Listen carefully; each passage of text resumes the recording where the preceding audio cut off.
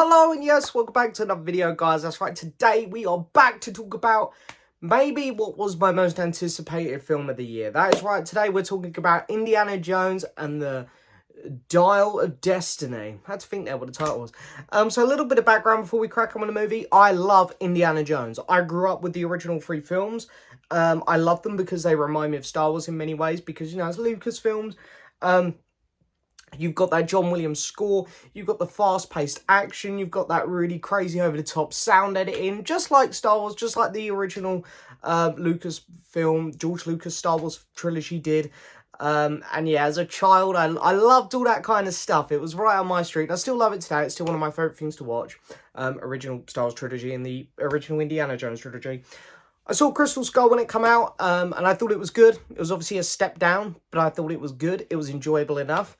And I was so hyped for this film. James Mangold directing as well. Yeah, let's crack on with this. So, Indiana Jones and the Dial of Destiny. This sees Indiana Jones picking up after the events of Crystal Skull. Some time has passed. His life has changed a bit. And here, when his goddaughter comes back into his life, played by Phoebe Waller-Bridge, she ends up taking him on a new adventure, which will take him on his furthest adventure yet. Very, very exciting. Now, look, this film here, I'm going to say it straight off the bat, it's not as good as the original 3. I had a feeling it wouldn't be. There was some mixed reviews on this one, so I sort of tamed my expectations down a bit. But I definitely think it's on the level of Crystal Skull, where you go, yeah, it's not as good as the original 3, but it's still really fun. And it captures a lot of the good elements about Indiana Jones. In fact, I'd say this probably does it a bit better than Crystal Skull. It captures a lot of those fun pieces, fun adventure pieces. There's some really good action sequences in this. They're not perfect. I do think one of my complaints with this movie is the overboard use of CGI. But the action sequences are very fun. They're very energetic. And of course, the John Williams score playing throughout. Harrison Ford was born to play Indiana Jones. This is his role. This is his character. And he just so perfectly just comes back into this role. Just like, you know, unbelievably so well done.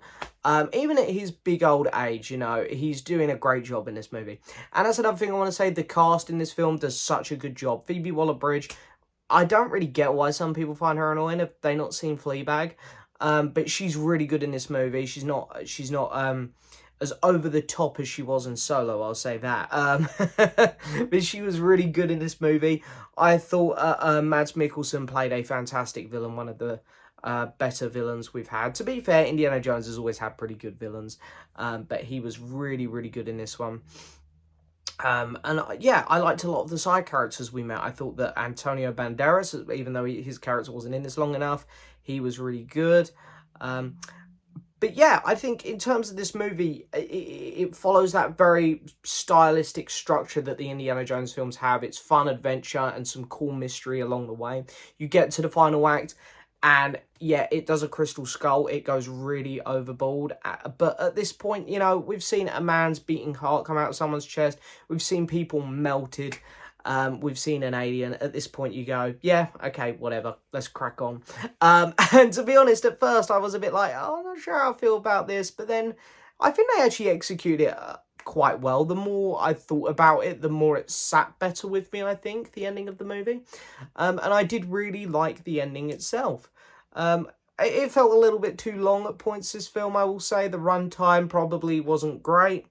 Could have been trimmed down a little bit. But hey, I think this film got a lot right. What it got wrong was the overuse of CGI. You know, Indiana Jones has always been very practical. Even Crystal Skull used a lot of practical stuff. And this film, I think, relied too heavily on CGI, which is not a surprise with modern Hollywood. You know, overuse of CGI is becoming way too much of a common occurrence. It seems like Hollywood is not learning their lesson. And I also feel like Indiana Jones felt a bit lonely in this one, a bit on his own. He's always had people with him, his friends, even family in previous movies. And sure enough, his goddaughter does come along in this one, but they don't have a very strong connection. He feels a bit isolated, and I don't know if I like that approach to the character as much. I always liked him having other characters there that he knew better to bounce off of. In the first one, of course, he had Maria. The second one, he had Short Round.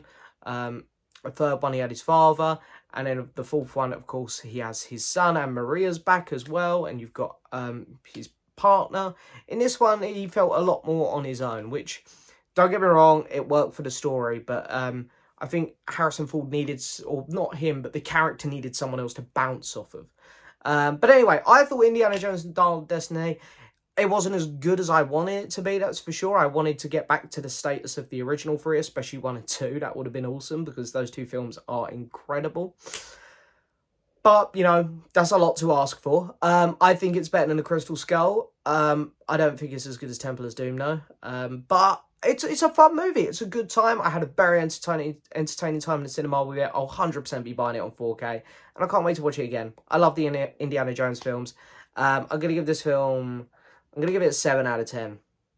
It's really good fun, guys. If you haven't seen it, I do recommend it. I know some people are going to hate it, but, you know, I love this character, and I had a lot of fun with the movie. So, yeah, Indiana Jones Dial of Destiny. Go see it. Guys, thank you so much for watching. Don't forget to hit the subscribe button, like the video, leave a message, and as always, I'll see you next time for another video. Bye-bye.